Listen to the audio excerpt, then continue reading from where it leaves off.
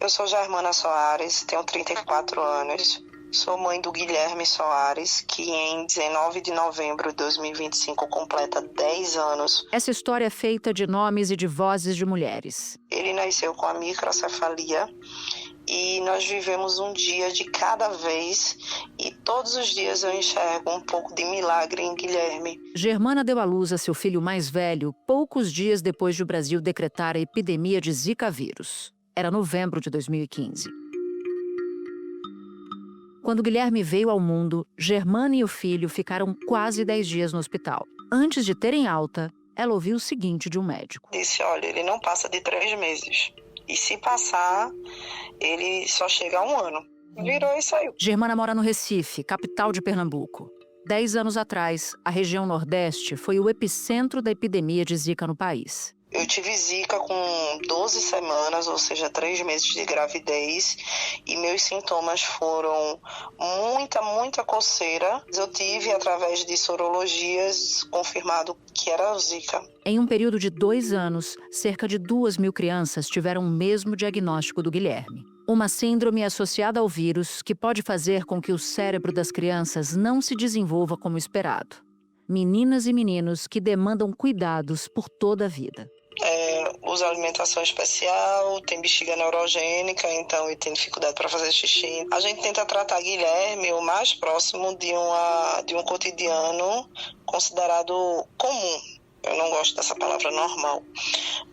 Do cotidiano comum, a gente tenta tratar ele como uma criança comum, sabe? Dentro das limitações dele, que a gente enxerga como limitações que qualquer criança tem. Então ele vai para a escola, lazer, viagem, enfim, a gente leva ele para tudo que é canto e a gente tenta promover o máximo de lazer para ele. 10 anos depois a gente aprendeu como lidar com tudo isso e a melhor forma de lidar com ele, né, para não frustrá-lo e nem alimentar uma regressão nele, mas sim que a gente conseguisse driblar, né, as dificuldades para o avanço dele. E assim a gente vai vivendo um dia de cada vez. Além das dificuldades provocadas pela doença, essas mães e essas crianças enfrentam o abandono.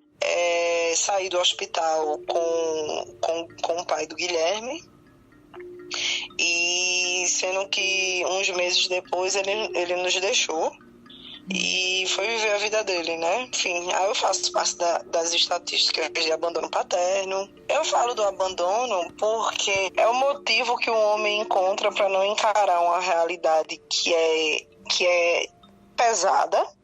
Não é um fardo, sabe? O fardo não é ter um filho com deficiência, o fardo é o sistema. Que o sistema só nos diz não, né? Não pode, não dá, não tem que esperar, enfim. Germana é fundadora da Associação União Mães de Anjos, criada para dar o suporte que ela própria não teve. Qual eu estou como presidente pelo 3º mandato. Hoje acolhemos 471 famílias no estado de Pernambuco e através desta associação estadual, eu ajudei a fundar em alguns outros estados e ajudei a fundar uma nacional, que é a Unizika Brasil, qual eu estou como vice-presidente. E nós estamos em 22 estados e, ao todo, ajudamos 1.589 famílias nesses 22 estados que foram acometidos pelo Zika vírus. Uma década depois, essas mães e essas crianças começaram, enfim, a ver uma mudança nas políticas públicas. No começo de julho, foi promulgada a lei que prevê o pagamento de indenização de R$50 mil por danos morais e materiais para responsáveis por crianças com síndrome congênita associada à infecção pelo Zika vírus. Além disso, está previsto o pagamento de pensão vitalícia com o valor do teto da Previdência a todos os bebês nascidos com a doença entre 1º de janeiro de 2015 e 31 de dezembro de 2024.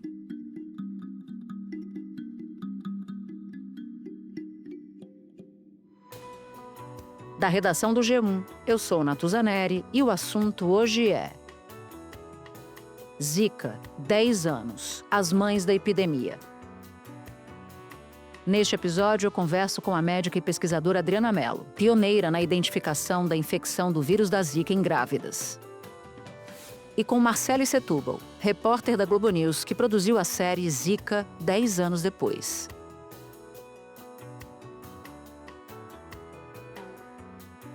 segunda-feira, 17 de novembro.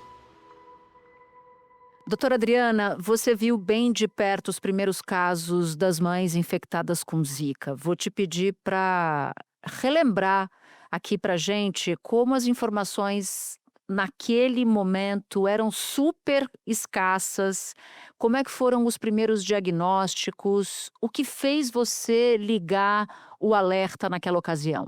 Olha só, falar de Zika hoje ainda é difícil, mas falar de Zika 10 anos atrás a gente não tinha nada. O que a gente tinha eram alguns casos de Guillain-Barré, que era uma doença neurológica que acontecia em adultos, mas nada em fetos.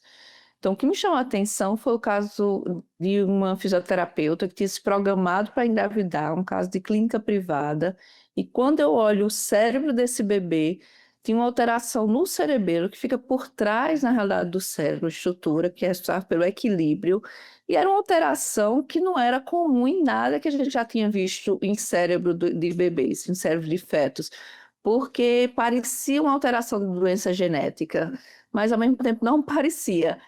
E aí eu trabalho com fetos, Natuza, há mais de 25 anos, então eu vejo cérebro, sei lá quantos por dia. E aquele cérebro me chamou a atenção. Eu pedi para ela voltar em 2 semanas. Quando ela voltou, a cabeça não tinha crescido nada. E o que me chamou mais a atenção é que tinha aparecido calcificações. E aí embananou tudo, porque o que eu tinha visto antes era mais típico de doença genética, que pode cursar também com alterações de cérebro. E as calcificações são muito sugestivas de infecção, porque é um agente que chega, causa lesão e depois tem um reparo. E aí nada batia com aquele achado. E começou aquela investigação e eu conversei muito com essa paciente. E ela que me deu o alerta, que tinha tido Zika com 7 semanas. Que inclusive tinha passado por obstetra, mas como não tinha nada na literatura falando de risco fetal, ela não tinha se preocupado muito. Numa região, né, de picos de microcefalia no Nordeste, cerca de 40% dessas mães entrevistadas apresentavam desnutrição proteica. Então a gente foi testar isso no laboratório, né? E realmente a desnutrição proteica em animais aumentava a suscetibilidade da síndrome congênita. A vulnerabilidade alimentar pode aumentar, sim, as chances dessa mãe que foi infectada passar o vírus para o seu feto.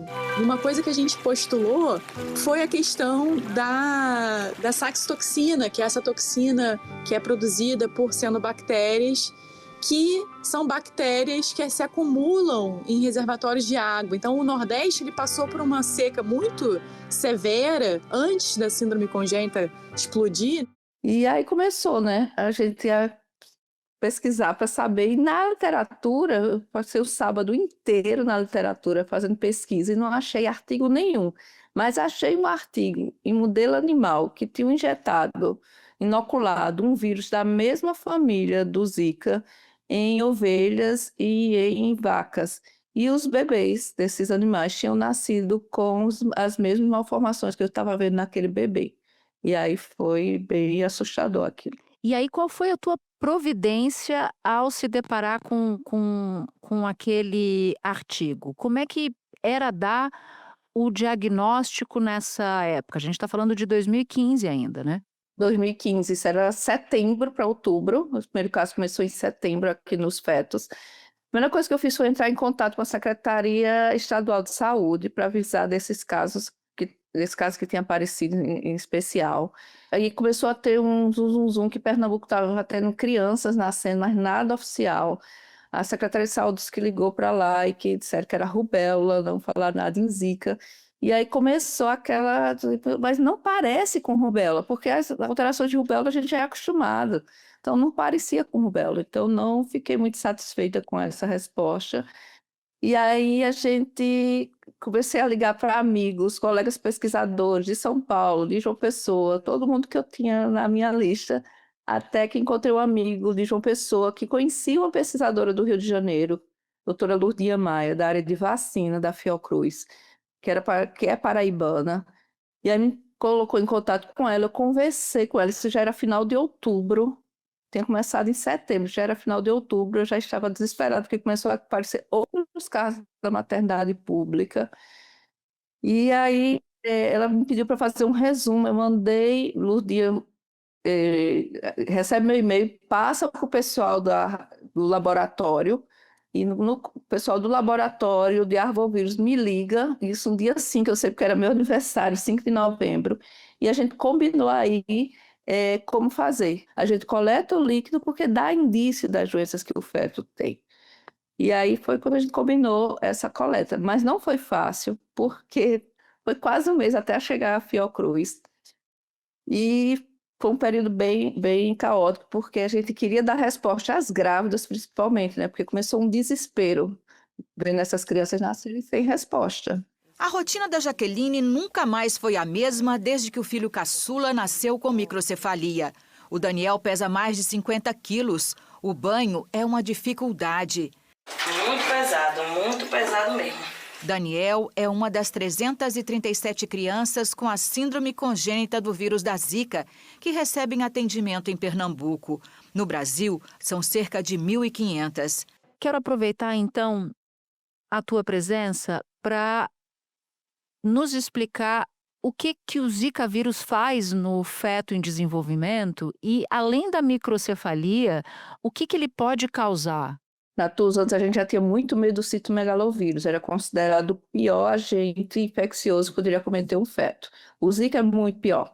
Ele causa dano no cerebral porque ele atua justamente na fábrica de neurônios. Ele entra ali na fábrica de neurônios e ele impede tanto a multiplicação quanto a proliferação desses neurônios. Então, os neurônios não conseguem chegar nos seus locais de trabalho.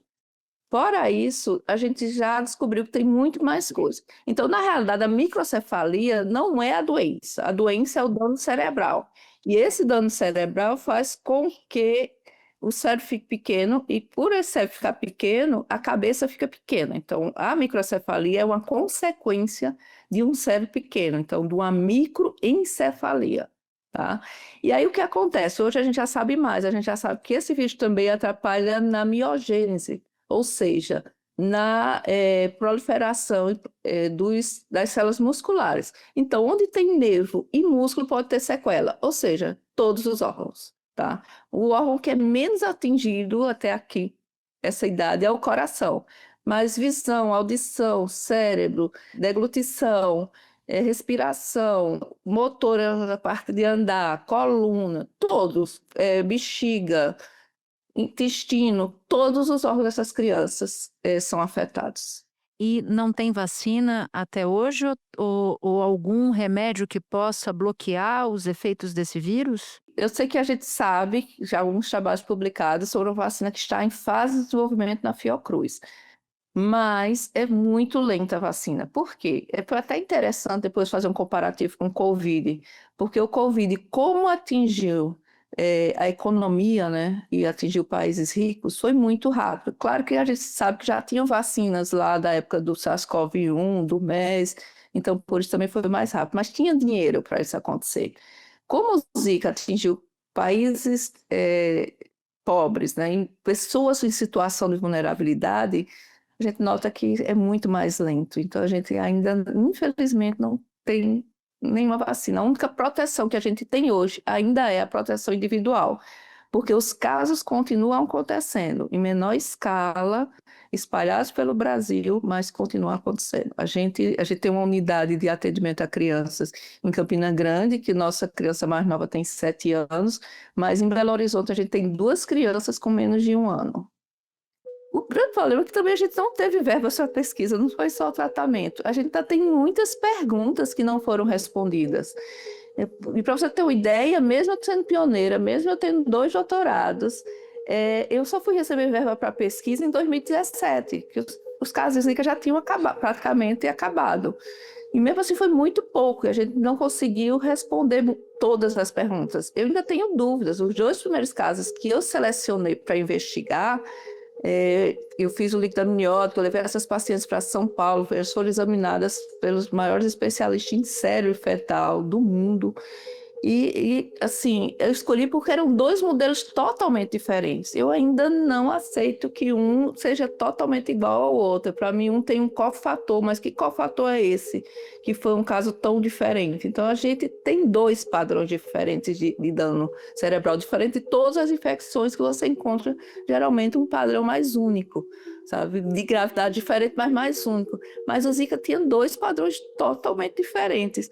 E eu sempre perguntei se tinha algo a mais. Do mesmo jeito que eu não sei ainda, e a literatura também não sabe, se esse vírus continua no sistema nervoso dessas crianças. Porque a gente teve um óbito de uma criança com cerca de 5 anos, a gente fez uma avaliação pós-morte e ainda tinha um vírus. Então a gente não sabe se esse vírus continua e se continua fazendo estrago. Mas, infelizmente, recentemente eu mandei um projeto para o CNPq e disseram que não era prioridade, que o projeto estava bom, mas que não era um assunto prioritário de pesquisa. E as mães poderiam ter tido mais respostas, né, se houvesse um olhar atento a isso.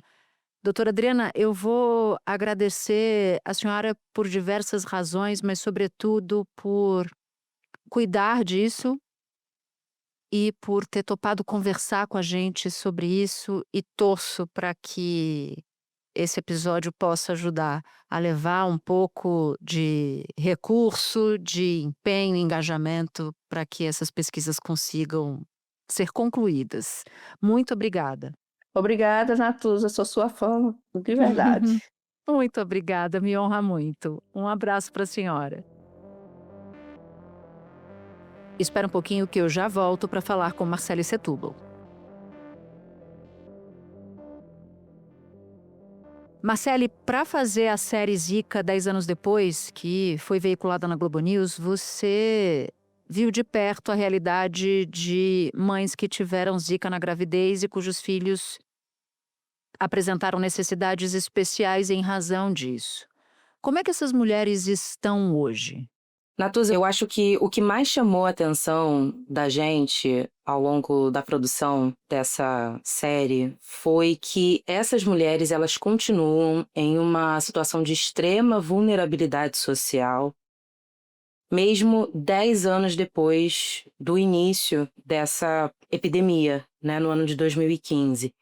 Então, a gente visitou alguns lugares, principalmente ali na região do Grande Recife, na região metropolitana do Recife, e a gente viu cenários que deixou a gente perplexo no sentido de entender como o poder público permanece inoperante nessas regiões. Então, a gente viu, por exemplo, um caso que chamou a atenção foi o caso da Fernanda, uma das mães com as quais a gente conversou, e ela, ao chegar na casa dela, a gente teve que ir pela rua de trás, dar a volta e entrar pelo quintal do vizinho, pular o muro do vizinho, passar por um beco cheio de esgoto, com algumas pedras para a gente conseguir pisar sem molhar os pés, e acessar, então, a parte da frente da casa da Fernanda. Isso tudo porque a rua que dá acesso à casa dela não pode ser chamada de rua. Estava completamente tomada pelo mato, apenas um caminho estreito, cheio de lama para passar, com muitas pedras. Toda vez que ela tinha que sair com a filha dela, que tem a síndrome congênita associada ao Zika, para algum tipo de atendimento, alguma terapia, ela tem que deixar a cadeira de rodas da menina de lado, colocar ela no colo e fazer todo esse trajeto que a gente fez para acessar a casa dela, porque é o jeito mais rápido dela conseguir chegar numa rua que ainda não é pavimentada, mas um carro consegue acessar. Então ela atravessa todos esses obstáculos até conseguir chegar nesse ponto em que um carro pode fazer esse deslocamento da menina. Eu pensei que eu ia ver minha filha falar, andar, mas infelizmente foi tudo diferente, né? Eu não tive o prazer de ver minha filha fazer nada. Um outro lugar que também chamou muita atenção foi a casa da Márcia, uma outra mãe que a gente visitou, também na região ali do Grande Recife. E lá é uma ocupação e tinha um chiqueiro clandestino, com porcos chafurdando no esgoto, o esgoto passando a céu aberto, um cheiro insuportável e muitos mosquitos em todos os lugares que a gente foi. É um processo que não acabou. A começar pela deficiência, pela falta de saneamento básico que permite a proliferação do Aedes aegypti e que viabilizou o vetor daquela epidemia e com consequências na saúde de brasileirinhos e brasileirinhas e um impacto brutal na vida dessas mulheres. Como a gente pode aceitar que ainda 100 milhões de pessoas, em média, hoje em dia, 100 milhões de pessoas no país não têm rede de esgoto, quase metade de um Brasil. Mais de 30 milhões de pessoas sem água potável, água limpa. Então, chamou muita atenção como o poder público permite que essas mulheres que já foram vítimas dessa falta de ação lá atrás continuem da mesma forma. Porque a gente está falando de muitas camadas, né, de desigualdade, né, que vai desde a falta de saneamento básico até a precariedade de atendimento a gestantes, crianças, idosas e por aí vai.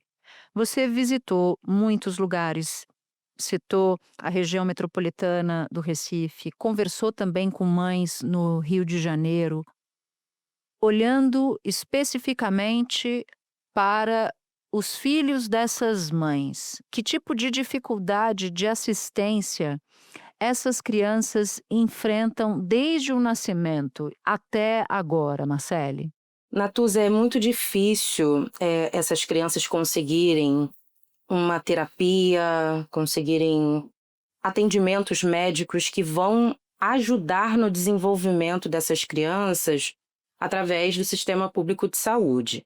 A gente tinha todo um olhar voltado para a gente. Então, a gente tinha terapia 2, 3 vezes, 4 vezes por semana. A gente vivia saindo de casa. Hoje em dia, a gente só sai de casa 1 vez por semana. Num dos principais centros de referência no atendimento de crianças com a síndrome congênita do vírus da Zika, a Fundação Altino Ventura, no Recife, existe uma fila de espera de mais de 100 crianças. A gente tem crianças que vêm de interior, que não tem na cidade que moram esse centro de reabilitação, ou esse acesso às terapias ou aos médicos, né, às consultas, e elas precisam se deslocar para outras cidades. É triste, é doloroso, assim, de ver que ela poderia estar de uma forma que ela não está, por uma questão de acesso mesmo à saúde, né? O que a gente viu eram crianças que nasceram e andavam, crianças que falavam, ainda com a microcefalia, mas elas estavam se desenvolvendo quando, naquele período, em 2015, essas ações estavam mais presentes para essas mulheres. E o que essas mães contaram é que essas crianças, ao perderem esse acesso, começaram a voltar atrás naquilo que elas tinham conquistado com o desenvolvimento. Desenvolvimento cognitivo, desenvolvimento de motor, né? As crianças pararam de andar, passaram a andar nas cadeiras de roda, ser independentes de cadeiras de roda. O que essas mulheres explicaram para a gente é que essas crianças elas têm muitos problemas respiratórios. Uma grande dificuldade, o refluxo, dificuldade para deglutição.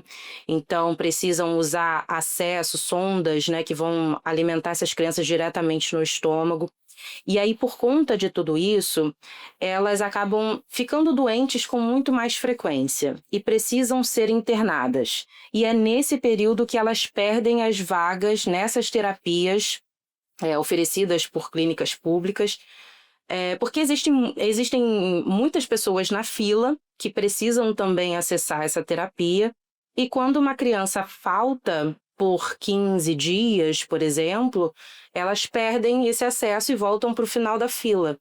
E aí essas crianças não conseguem manter a frequência nessas terapias que trariam para elas um grande desenvolvimento para tudo, uma grande qualidade de vida. Nossa, o pouco que elas tinham conseguido, logo na sequência da epidemia, elas foram perdendo, né? O que torna a vida dessas mães e dessas crianças ainda mais difícil. Em julho último, Marcele, o governo autorizou que essas mães recebam uma indenização de R$ 50 mil e uma pensão. E elas já estão recebendo esse dinheiro, imagino, né? Sim, elas começaram a receber. O Ministério da Previdência explicou que esse pagamento está sendo feito em partes porque já existiam mães que tinham toda a documentação completa, laudos. Então, essas mulheres receberam primeiro e as demais estão atrás, né, dessa documentação que falta para conseguir acessar essa indenização e também o pagamento da pensão vitalícia, a pensão mensal.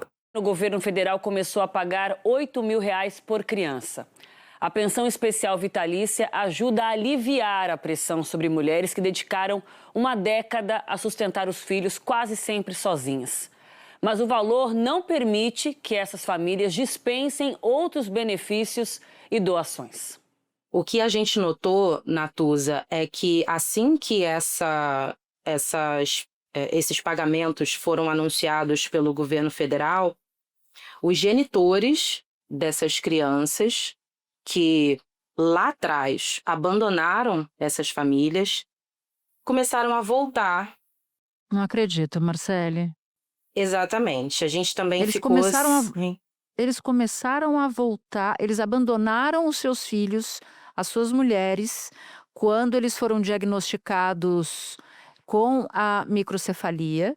Eles abandonam essas mulheres e essas crianças, e aí quando elas passam a receber a indenização, eles voltam? E voltam pedindo a guarda das crianças. A nossa produtora, Lívia Bonar, que esteve comigo nessa série, ela começou a receber dessas mães um pedido de ajuda, até mesmo para não divulgar que essas indenizações começaram a ser pagas, porque elas estavam se sentindo ameaçadas, assediadas por pessoas no entorno delas. Uma das mães que a gente conversou, Natuza, depois disso tudo, nossa matéria já estava quase fechada, e a gente falou, não, a gente precisa ouvir essas mulheres. E aí uma dessas mães, aqui no Rio de Janeiro, que não se identificou, disse que começou de julho para cá a receber visitas do Conselho Tutelar, visitas que ela nunca havia recebido ao longo desses 10 anos, e passou a receber de julho para cá pelo menos 4 visitas do Conselho Tutelar. E, em paralelo a isso, ela afirma que o pai da criança, o genitor da criança, entrou com um pedido de guarda formalmente na justiça. E ela associa isso, né, essas denúncias no Conselho Tutelar. O Conselho Tutelar não afirma, né, quem fez essa denúncia, são denúncias anônimas, mas ela entende que tá tudo batendo, sabe? Tá tudo muito próximo. Um pai que não cuidava dessa criança, de repente pede a guarda e ela começa a receber denúncias, visitas do Conselho Tutelar com base em denúncias de maus tratos, coisa que nunca aconteceu ao longo desses anos todos. Nossa, Marcele, que paulada saber disso. Esse valor muda a vida dessas mães, dessas mulheres, dessas crianças? Esse dinheiro dá conta do recado para o tamanho de desafio que elas têm pela frente? É uma grande ajuda, é uma ajuda que essas crianças nunca tiveram, inclusive, porque muitas delas recebiam o BPC, né, e era um salário mínimo, então o que dava para praticamente nada. Então essa pensão... BPC, que é o benefício de prestação continuada, né, do Ministério da Previdência. No valor de um salário mínimo, e aí agora elas passam a receber essa pensão maior e ajuda. Mas o que a gente viu dessas mulheres é que, assim, existem gravidades dessa síndrome congênita associada ao Zika. Então, tem crianças que têm uma vida mais difícil, mais complicada, tem outras crianças que foram menos afetadas pela doença, com menos gravidade. Mas, de uma maneira geral, o cálculo que foi feito pela UMA, que é a União Mães de Anjo, que atua como uma associação ali dessas mães das crianças com a microcefalia por causa do Zika lá em Pernambuco, Eles fizeram um levantamento e mostraram que cada criança, em média, gasta cerca de R$25 mil por mês. Isso em alimentação através de sonda, uma cadeira de rodas, fraldas, alimentação especial, que é o leite especial que essas crianças precisam tomar, e fórmulas, enfim, entre tantas outras coisas, o gasto é muito alto. Eu fui pro médico hoje, eu tô com uma receita ali, só uma medicação que ele vai tomar porque ele ganhou. As outras ele não vai ter, porque eu não tenho como comprar e não vou comprar. Nesses dias eu voltei ao atendimento, o médico falou, e aí, fez o tratamento? Eu falei, não. Ele, por quê? Eu falei, porque eu não tinha dinheiro, porque uma caixa da medicação que o senhor passou é 250 e não pode ser genérico, então ele tem que fazer uso de 3, eu não tenho nem para uma, quanto mais para 3. Então, sim, vem para ajudar, é ótimo, mas não é isso que vai mudar a vida dessas crianças. Marcele, de tudo que você viu, de todas as histórias que atravessaram a sua reportagem, qual foi a que mais te tocou? O relato que mais me tocou foi o da Márcia. A Márcia é uma mulher que mora em Ipojuca, na região metropolitana do Recife. Ela mora sozinha com a filha Nicole, que na época tinha 9 aninhos, né?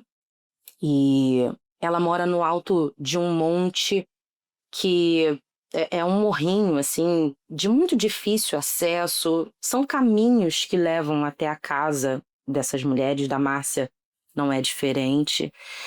E, Natuza, a Márcia é uma mulher com menos de 35 anos de idade, mas que já carrega no rosto, no semblante, as marcas de uma vida de luta, sabe? É uma mulher batalhadora, guerreira, devota da própria filha. Ela vive pela própria filha. Ela não faz... Ela não vive enquanto mulher, ela não vive enquanto cidadã, ela vive como mãe da Nicole. Foi um choque. Quando ela nasceu, ela não queria ninguém, só era eu, só fazia chorar. Não foi fácil, não. Aí começou as lutas a partir daí. Então aqui tudo é dificultoso, tudo. Se a gente não correr atrás de brigar, e quando a gente briga, a gente é errado, a gente não presta. Se eu parar e não reivindicar o direito dela, quem vai reivindicar? Sou eu como mãe, mais ninguém. E ela entrou num quadro de depressão quando o genitor da criança abandonou a menina, deixou ela sozinha. E nesse quadro de depressão, ela até mesmo pensou em tirar a própria vida. Naquele desespero dela de tanta solidão e de tanta dificuldade, ela pensou nisso. E ela não o fez, e ela disse isso pra gente, que não o fez porque ninguém cuidaria da filha dela. Ela não saberia o que poderia ser da filha dela. Então, são mulheres, Natuza, que elas vivem para aquilo. Elas vivem para aquelas crianças, para aquela situação, para fazer essas crianças terem melhor qualidade de vida. E são mulheres que carregam isso no rosto. Isso chamou bastante atenção também, de como elas se entregam, abrem mão de si por essas crianças. Marcele, te agradeço muito por você fazer esses relatos aqui. Parabéns pelo seu esforço de reportagem, por contar essa história. Muito obrigada. Obrigada, Natuza. Prazer. Este episódio usou áudio da série Zika 10 anos depois, do documentário Em Nome dos Filhos, 10 anos de Zika, ambos da Globo News, e da TV Cultura. Se você ouviu o episódio até aqui, eu vou te fazer um convite. Baixar o aplicativo do G1 no seu celular. Por lá, você pode ouvir o assunto, claro, e pode também acompanhar todas as notícias do dia em tempo real e de graça. Este foi o Assunto, podcast diário disponível no G1, no YouTube ou na sua plataforma de áudio preferida. Comigo na equipe do Assunto estão Mônica Mariotti, Amanda Polato, Sara Rezende, Luiz Felipe Silva, Thiago Kazuroski e Carlos Catelan. Eu sou Natuza Neri, fico por aqui. Até o próximo assunto.